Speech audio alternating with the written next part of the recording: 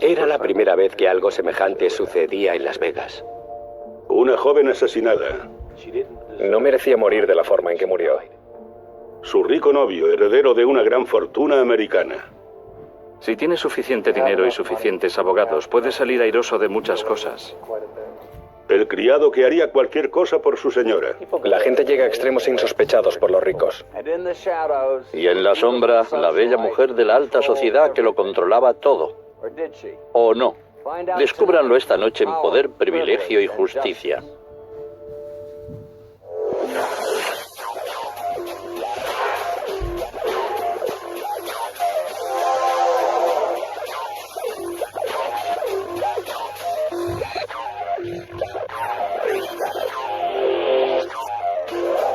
Crímenes imperfectos, ricos y famosos. Instinto maternal.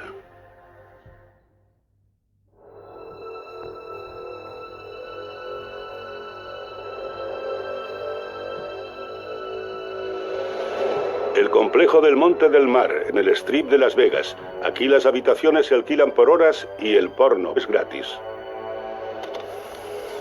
El 5 de agosto de 1998, un empleado de mantenimiento encontró el cuerpo de una mujer en un conducto de aire acondicionado de la habitación 6. Había sido estrangulada y atada, no llevaba encima documentación. 4 días después, un hombre llamado Dean McGuigan acudió a la policía a denunciar la desaparición de su novia Patty. Dijo que se la había visto por última vez dirigiéndose al Del Mar. Dean contó a la policía que Patty tenía un historial de drogas y prostitución. A los inspectores les pareció un caso de rutina, una yonki muerta en un motel de poca monta. Hasta que Dean McGuigan les dijo quién era, el heredero de la fortuna de los Dupont. Era difícil de creer.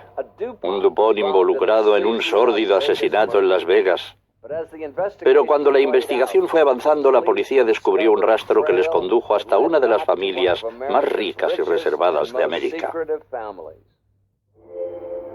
Dean dijo que no estaba implicado, pero que sabía quién lo estaba. Dijo que su padrastro, Christopher Mosley, había querido deshacerse de Patty, al igual que su madre, Lisa, una solitaria heredera con un escandaloso pasado. Lisa Dean había nacido en un mundo de fabulosa riqueza y privilegios. El mundo de los Dupont. Los Dupont estaban en Delaware desde los inicios del siglo XIX. Allí crearon su fortuna y sus mansiones y pasaron a ser una especie de realeza americana. Con el tiempo, esta parte de Delaware llegó a conocerse como la Tierra de los Castillos.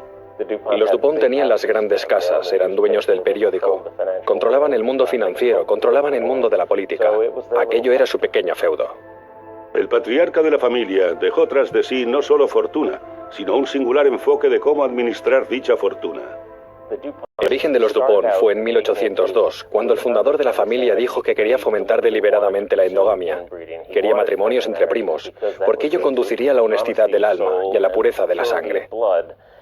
Debían alternar entre ellos y casarse entre ellos, y aquel era su mundo.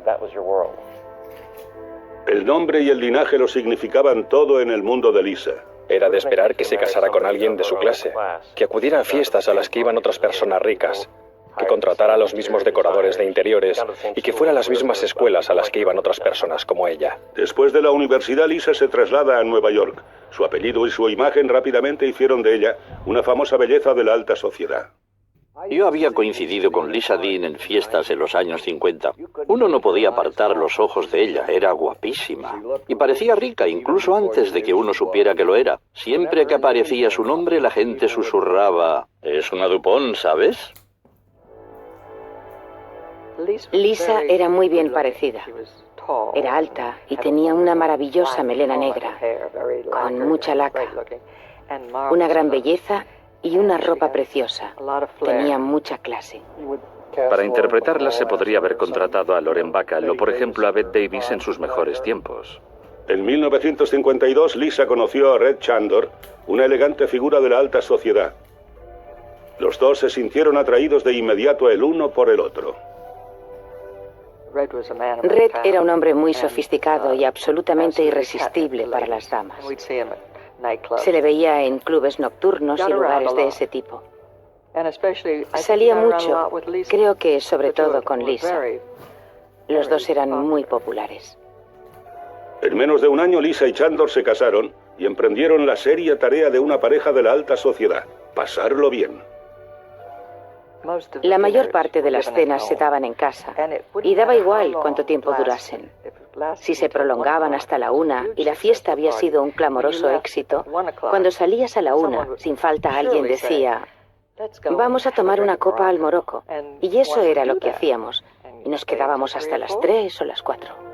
En 1954, Lisa y Red tuvieron un hijo, Peter. Con el nacimiento de su hija, Lisa recibió un apodo, Mami. La vida para los Chandor era una sucesión de fiestas, vacaciones y casas de veraneo. Los fines de semana eran muy largos. Salías el jueves y regresabas el martes, así que no quedaba mucho tiempo para ir a los despachos. Todos los hombres tenían un despacho, pero lo usaban más que nada para recibir el correo, los mensajes telefónicos, etc. 3 años después nació el segundo hijo de Lisa, Dean. Pero el nacimiento de Dean trajo el fin del matrimonio de Lisa y un escándalo que sacudió la alta sociedad neoyorquina. Lisa abandonó a su marido, Red Chandor, para irse con su obstetra, el doctor John McGuigan. Chandor se enfureció e impulsivamente cogió a su hijo mayor, Peter, y abandonó el país.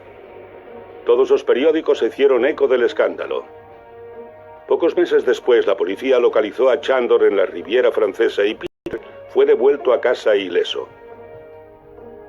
Chandor pagó su deuda con la sociedad con 4 meses de cárcel y una multa de $47.000. Pero lo que las autoridades hicieron a Chandor no era nada con lo que podía llegar a hacerle Lisa. Cambió los apellidos de los niños a McGuigan y prohibió a Chandor volver a ver a sus hijos. Con sus hijos a remolque, Lisa y su nuevo marido se trasladaron a la propiedad de ella en Delaware, Serendip. En Serendip, Lisa estaba al mando. Lisa era una presencia muy importante, alguien acostumbrado a gozar de autoridad, alguien acostumbrado a ser el centro de atención, a impartir órdenes. Los niños crecieron en medio del esplendor del dinero antiguo, pero a principios de los 70, Dean, de 15 años, a quien habían enviado a una escuela secundaria de élite, había empezado a fumar porros y a tomar ácido. En la universidad se pasó a la cocaína. Un miembro de la familia dijo que cuando se licenció en 1979, Dean había sido arrestado ya por traficar con drogas y Lisa había movido los hilos pertinentes para salvarle de cumplir condena. Es muy común entre los hijos de la gente adinerada ser desastrosos. Siempre se les proporciona todo lo que necesitan. Si tiran la ropa al suelo, siempre hay alguien que después la recoge. Cuando van creciendo, nunca sufren las consecuencias de nada y nunca tienen que ganarse nada. Y eso se incrusta en su psicología. El hermano de Dean, Peter, también tenía problemas. Vivía de su fondo fiduciario y consumía heroína. Por una parte, se esperaba que los chicos mantuvieran una fachada de cara a todos los que vivían en la tierra de los castillos, pero por otra parte, Lisa básicamente les dejaba ser todo lo desmedidos que quisieran ser. En 1984, el padre de Dean se valió de sus contactos para conseguirle un empleo en Wall Street, pero no duró mucho. Red Chandor y yo nos conocemos desde hace mucho tiempo. Ya en esa época a Red le preocupaban sus hijos. Pensaba que Dean iba camino de meterse en serias dificultades. Hasta el momento Dean había conseguido contar con su madre para que le sacara de apuros. Pero muy pronto se vio tan complicado que ni siquiera Mami, con todo su dinero, sería capaz de lograr que mejoraran las cosas.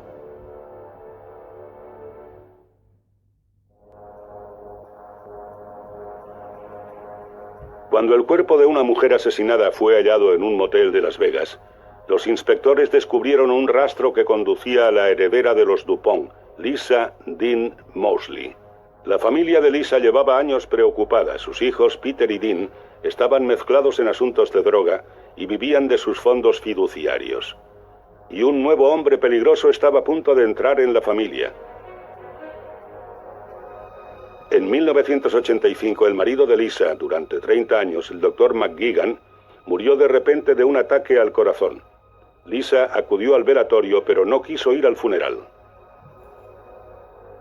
Bueno, yo creo que entre las mujeres de esa clase existe la tendencia de distanciarse de los traumas emocionales de cualquier tipo Y qué peor trauma que un funeral. Por eso, ella no quería aparecer en ningún lugar en el que no controlara la situación, en el que no supiera qué hacer. Sola, en su extensa propiedad, Lisa se dio cuenta de que necesitaba ayuda. Mami puso un anuncio en el periódico, en uno de los periódicos de Wilmington, solicitando un jardinero, y se presentó Christopher Moseley en un Volkswagen pintado en colores de camuflaje. Christopher Moseley no era el jardinero típico. Había nacido en el seno de una familia prominente de Long Island. Fue a la escuela secundaria, pero fue expulsado y se alistó en el ejército. Contaba un montón de historias sobre complots de asesinato y operaciones encubiertas, pero nadie creía nada de lo que Moseley decía. Christopher Moseley era una persona tipo Walter Mitty. Relataba que era un militar muy importante, que había escapado de un campo de concentración militar, usando solo una cuchara y tonterías así. Moseley había pasado 25 años en el ejército, incluyendo destinos en Corea y Vietnam, sin llegar nunca a superar el rango de sargento. Pero tenía una peligrosa necesidad de sentirse importante. En Serendip, Moseley se fue haciendo algo más que el jardinero de Lisa.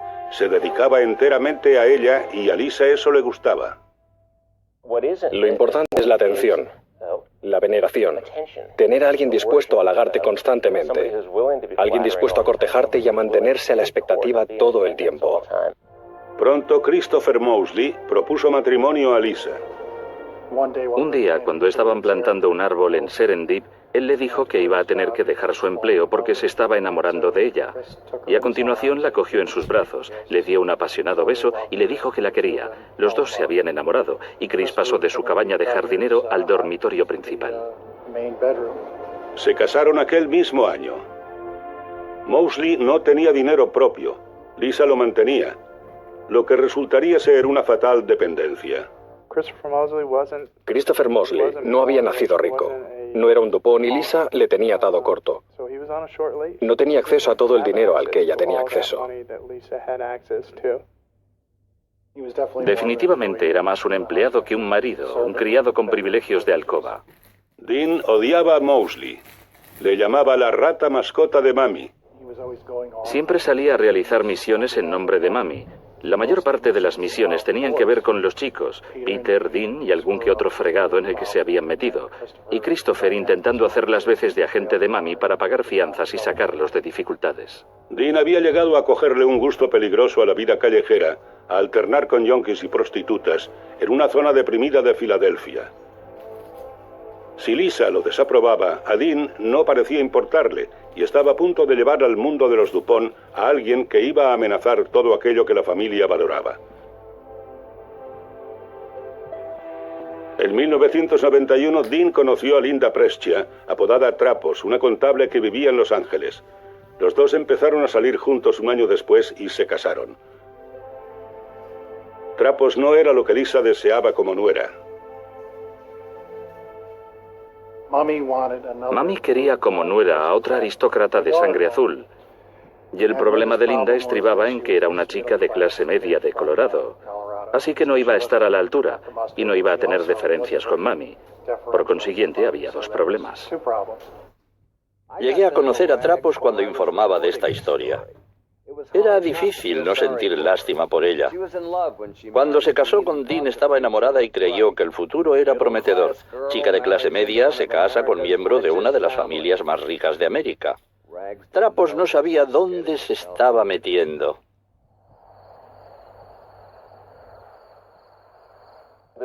Existe una tendencia inherente a esa familia a considerar a cualquier forastero un intruso, una amenaza, alguien que se va a llevar un pedazo de la fortuna.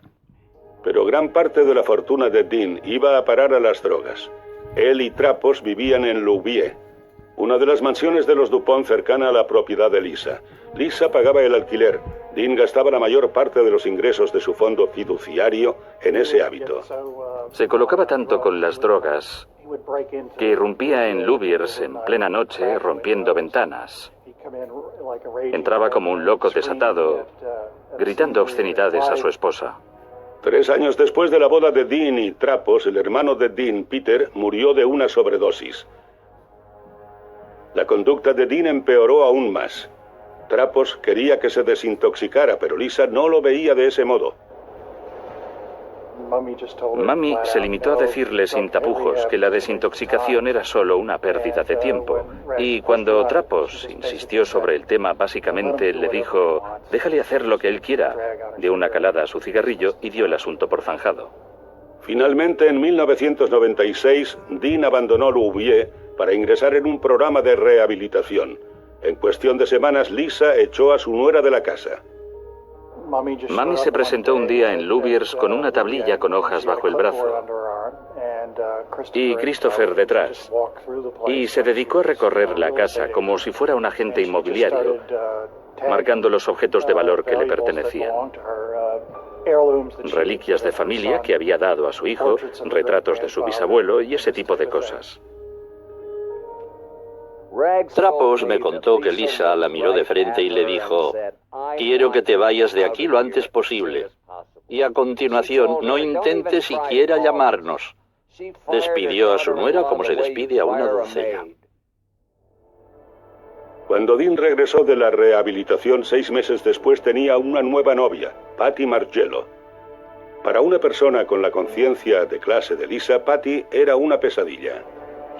Era una yonki menuda y anoréxica, desamparada y sin dientes. Fue así como me la describieron. Y si a Mami no le gustaba Linda, me consta que Patty debió horrorizarla. Lisa se había librado ya de la esposa de su hijo y ahora estaba decidida a deshacerse de su novia. Su deseo iba a dar un giro imprevisible y mortal. En 1996, Dean McGuigan fue a rehabilitación para lidiar con una dependencia de la cocaína que estaba fuera de control. En su ausencia, su madre Lisa echó de casa a su esposa. Cuando Dean regresó 6 meses más tarde, trajo consigo a su nueva novia, Patty Margello. Ella era todo lo que Lisa odiaba, y Patty no sabía lo peligroso que eso iba a resultar. Patty se había criado en el sur de Filadelfia, en un barrio italiano de clase trabajadora. A los 20 y pocos años, era un personaje popular en el ambiente de los clubs locales. Patty era vibrante, estaba llena de vida y tenía buen corazón, buena alma. Si alguien le pedía ayuda para algo, allí estaba Patty.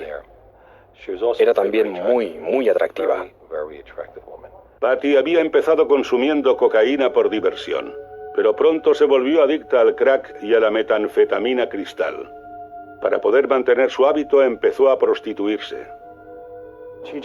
Patty siempre iba, como solían decir, hasta el culo de Speed.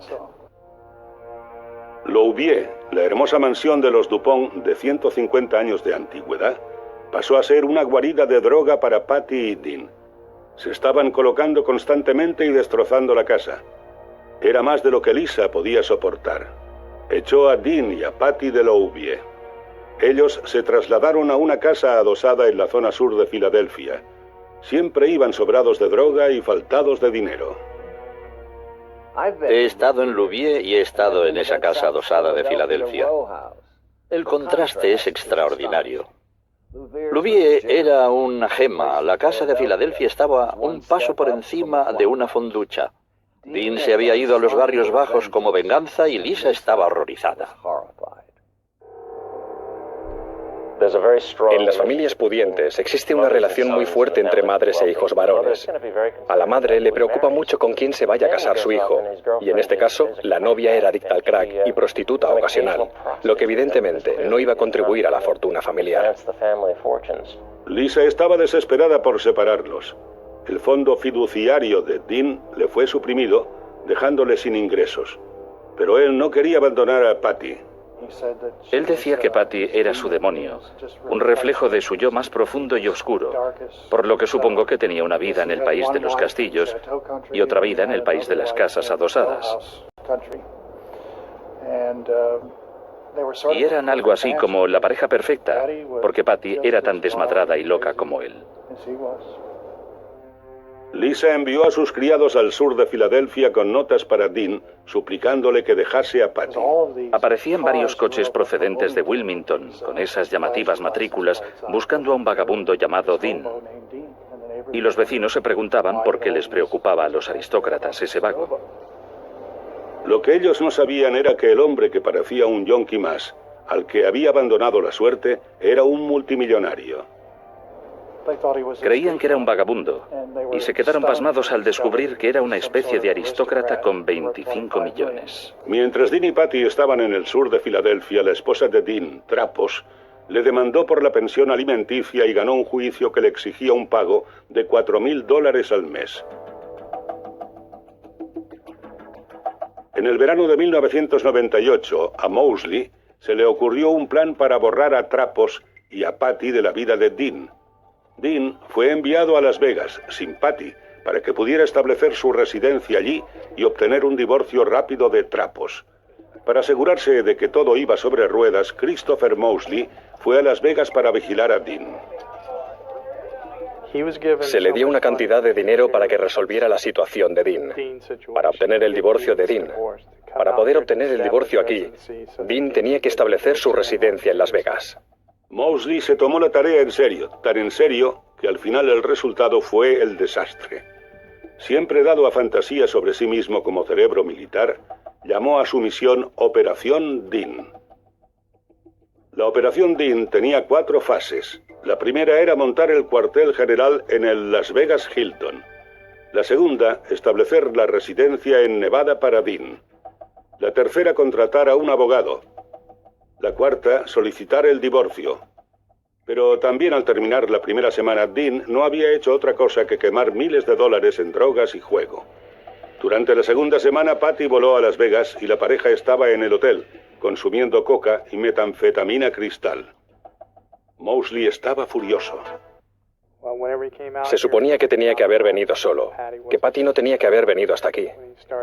Cuando Dean empezó a jugar y a consumir droga fue cuando gastó dinero para traer a Patty hasta aquí. Fue entonces cuando todo empezó a ir por mal camino. Mosley empezó a beber en exceso, consumía una botella de vodka al día. La cosa se estaba deteriorando.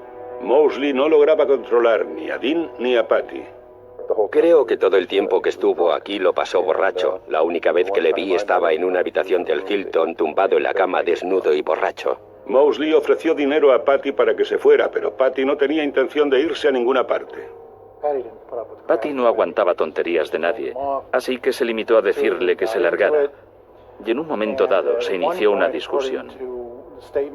Según las declaraciones que Dean prestó a la policía, básicamente lo que hizo Christopher fue amenazarla diciéndole: si continúas dando por el saco a la familia, te voy a eliminar.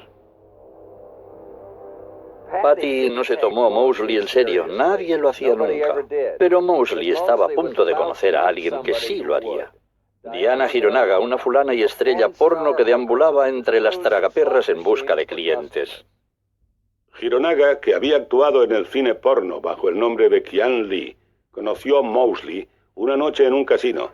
Él la deleitó durante horas con historias de sus hazañas y misiones encubiertas. Diana Hironaga se lo tragó todo.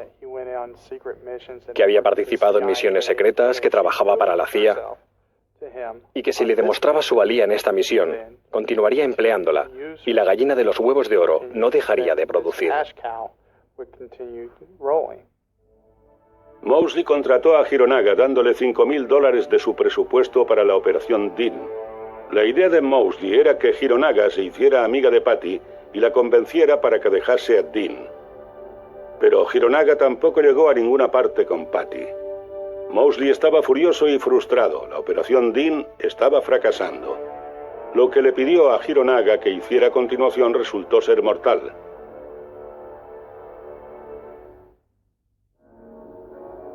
Christopher Mosley estaba en Las Vegas realizando una misión. Tenía que separar a su hijastro, Dean, de su novia de clase baja, Patty. Pero Mosley no había sido capaz de lograrlo, ni tampoco su colaboradora, Diana Hironaga. Patty se negaba a marcharse. Cuando te casas con alguien que tiene menos dinero que tú, esa persona tiene que excederse en sus logros para ser digna de esa posición. Ha de anticiparse a lo que el otro pueda desear y hacer eso antes incluso de que se lo pidan. Lo que Moseley decidió hacer fue librarse de Patty definitivamente. Juntos, él y Diana Hironaga trazaron un plan. Sería la quinta fase de la operación Dean. Moseley contrató a 2 hombres que Diana conocía.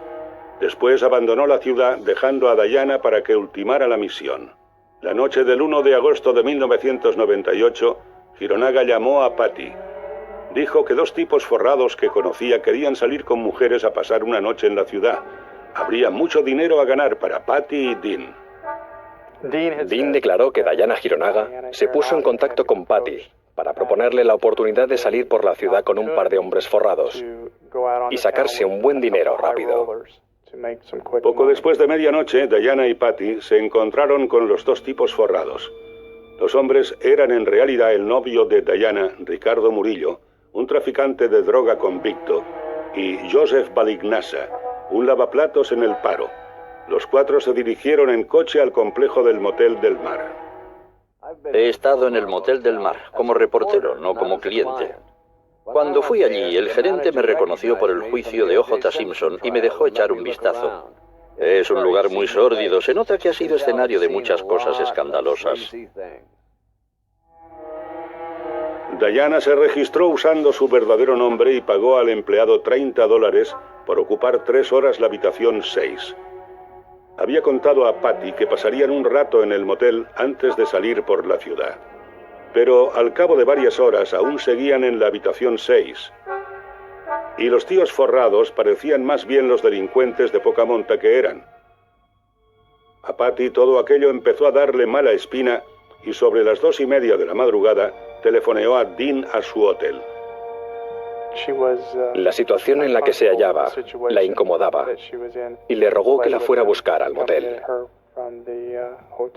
Pero Dean dijo que acababa de participar en una pelea y que le habían roto la nariz. Posteriormente contaría a la policía que no sabía dónde se hallaba el del Mar, ni cómo llegar hasta allí. Dean aseguró que no tenía dinero y que no pudo ayudarla. Lo que hizo sencillamente fue inhibirse y dejarla en la estacada. Patty pensó posteriormente la policía debió darse cuenta de que se había quedado sola, que nadie iba a ayudarla.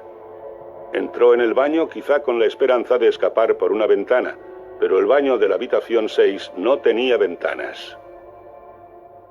Permanecieron todos en la habitación fumando un poco de metanfetamina, lo que probablemente les nubló los sentidos y lo único que conseguían llegar a ver era el signo del dólar.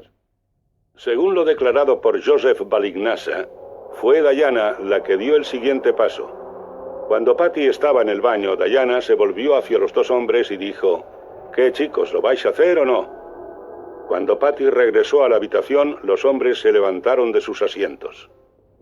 Se disponían a levantarse y a salir de aquel hotel. Y cuando iban a salir por la puerta, Ricardo agarró a Patty y empezó a estrangularla. Cuando se vio físicamente incapaz de estrangularla con sus manos, pidió a Joseph Balignasa que la ayudara con su cinturón. Ese no era el plan inicial. No pensaban asesinarla en el Hotel del Mar. Por eso le permitieron hacer la llamada telefónica, porque no tenían previsto matarla allí.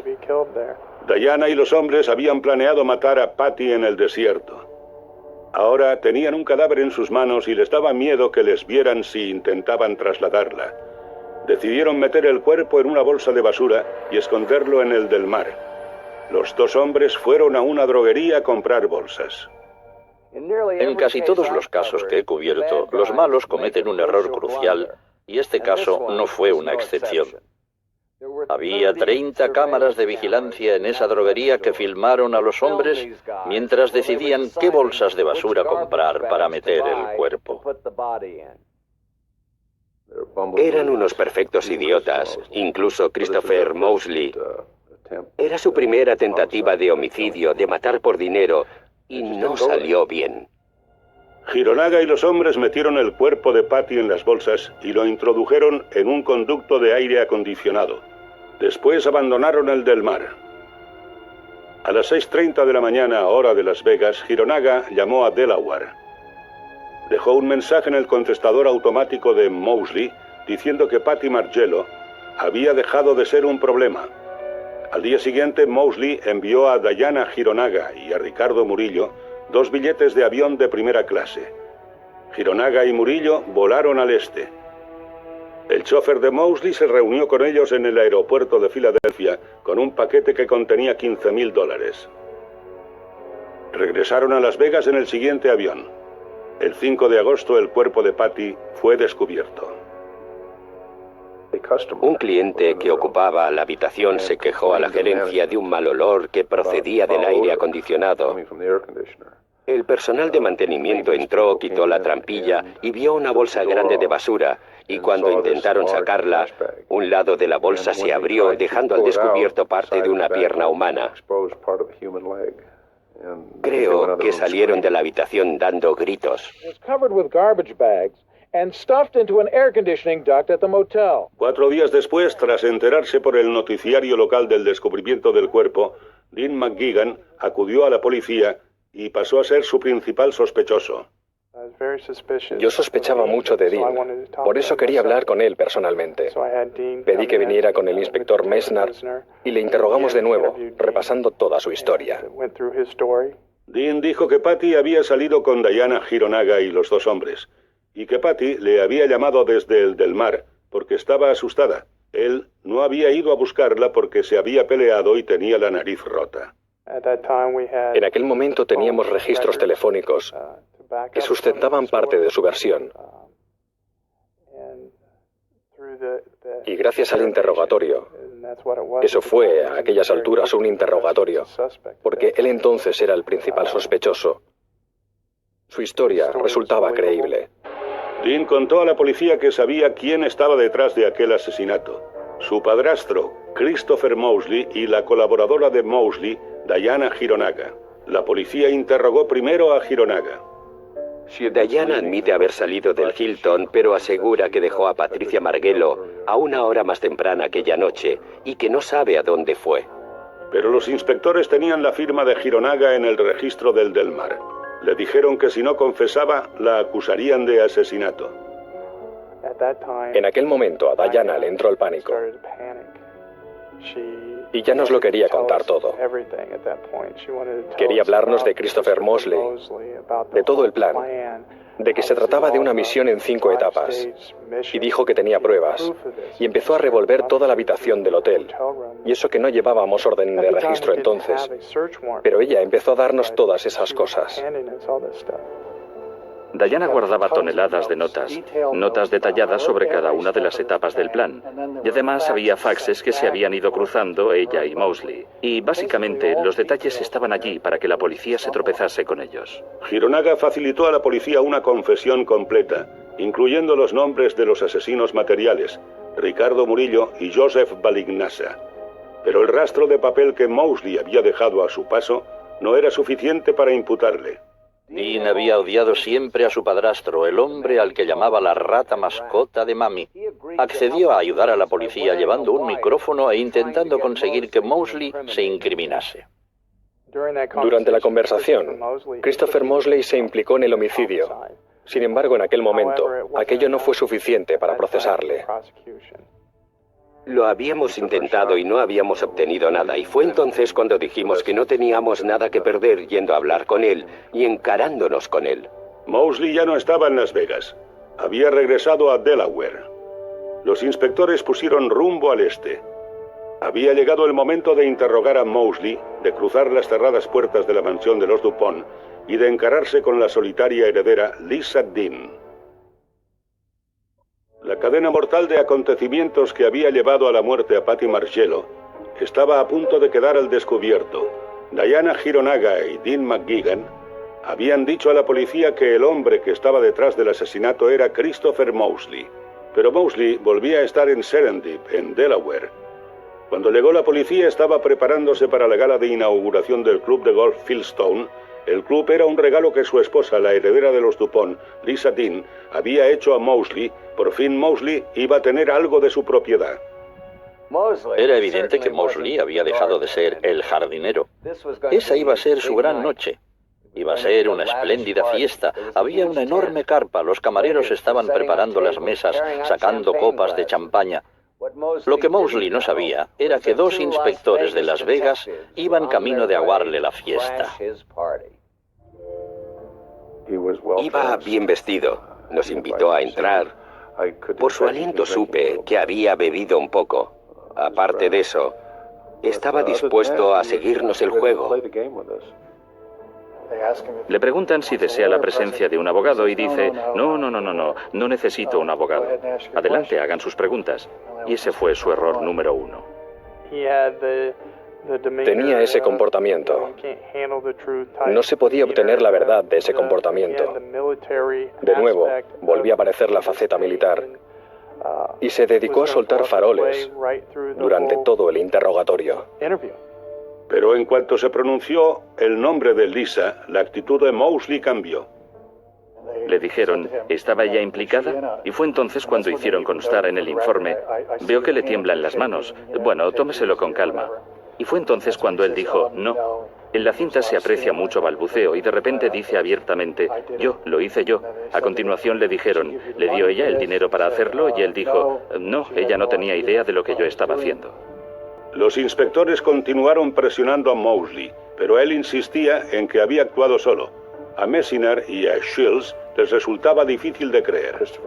Christopher Moseley no poseía ni la autoridad ni el dinero para hacerlo sin el respaldo de alguien. Por lo que sabíamos, todo lo que poseía salía de su esposa y de los fondos de esta, y no hace falta ser científico espacial para deducirlo. Los inspectores no habían esperado que Moseley se sacrificara por Lisa tan rápidamente. Su confesión les sorprendió. Cuando hubimos terminado, le dije que se pusiera en pie, que quedaba arrestado. El inspector Messner se quedó como diciendo ¿qué? Porque no pensábamos que le íbamos a detener allí. Lo tenía todo a su favor, no tenía por qué haber hablado con nosotros. Le llevamos a la oficina del FBI, le dejamos escribir una carta a Lisa Dean, en la que le pedía que colaborase con nosotros, y se la entregamos cuando hablamos con ella. Desde la oficina del FBI, Moseley llamó a su esposa para decirle que había sido arrestado por el asesinato de Patty Margello. Moseley habló primero con ella y después me pasó a mí el teléfono para que hablara con Lisa, su mujer. Y le dije que íbamos a ir a hablar con ella. Y en un tono como de indiferencia me dijo, ya estoy impaciente. Una hora después, los inspectores llegaron a Serendip. Sentíamos un poco de curiosidad. En realidad éramos pueblerinos que íbamos a una propiedad tan extensa que te daba la impresión de que te pasabas 2 días conduciendo hasta llegar a la mansión. Una propiedad grande, jamás había visto una casa tan inmensa. Una vez estuvimos dentro.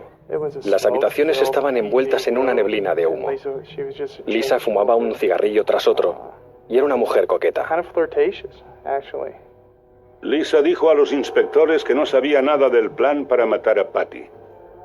No nos dio la impresión de que le importara. Le di la carta que su marido le había escrito.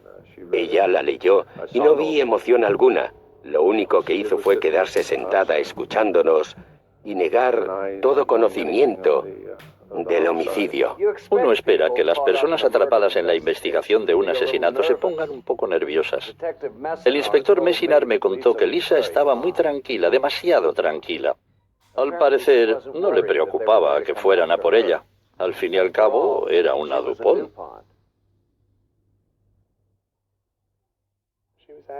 En realidad le aliviaba que Christopher hubiera hecho lo que hizo.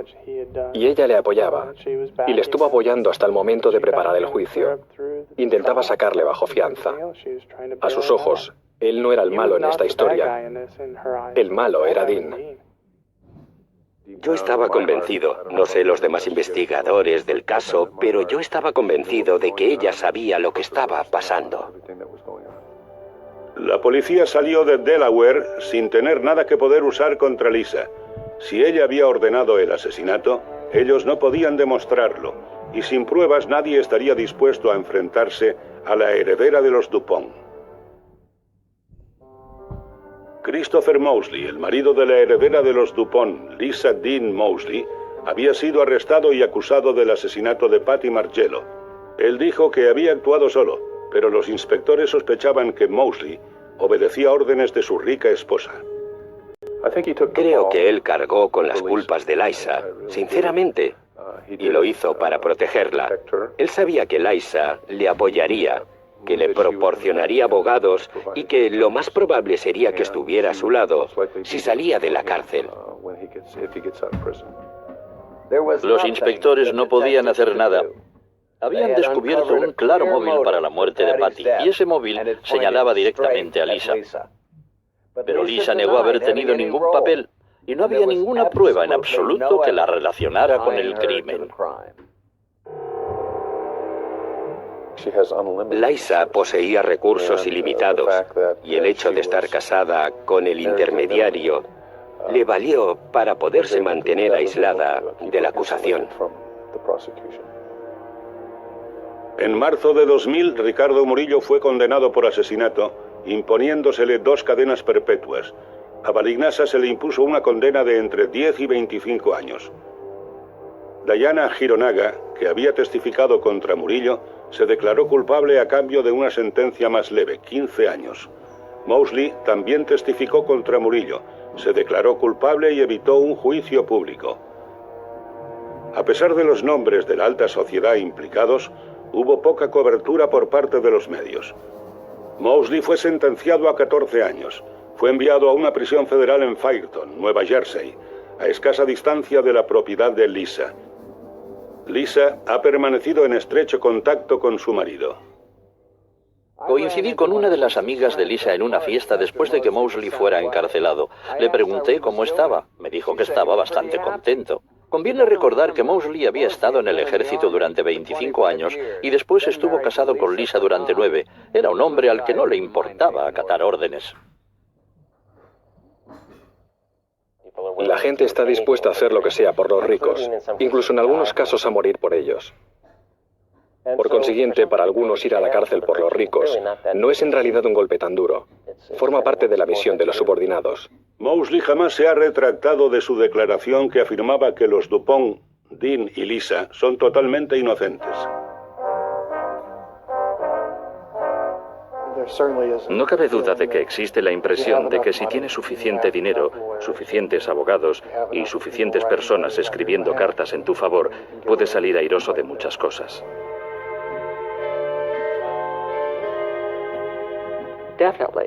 Definitivamente, tener dinero ayuda. Eso es incuestionable. Es algo muy poderoso. Ayuda a ser conocido. Ayuda a ser una celebridad. Ayuda a ser rico. Ellos siempre reciben un poco más de atención y su caída es más suave que la de los pobres.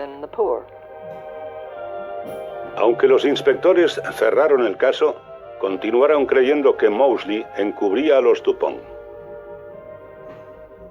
La gente con poder cree que su dinero es el umbral que da acceso a todo lo que quieren, y para mí este es un excelente ejemplo de lo que ellos creyeron que podrían comprar con su dinero. En el fondo de mi corazón, creo que ella es responsable. Es posible que ella no lo planeara o no ayudara en la planificación ni en nada, pero lo toleró. Nunca lo sabré. Quiero decir, ¿lo sabía ella? ¿Era eso lo que ella quería que hiciera? Pero no lo sabremos. No obstante, todo salió de forma muy oportuna para ella y desde luego jamás tuvo que pagar precio alguno de ninguna clase.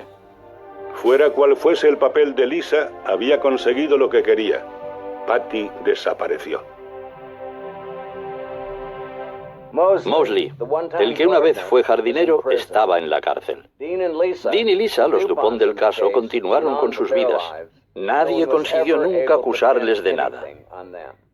Resulta difícil ganar contra el poder y el privilegio en Delaware o en cualquier otra parte. Dominic Dunne, para la televisión judicial.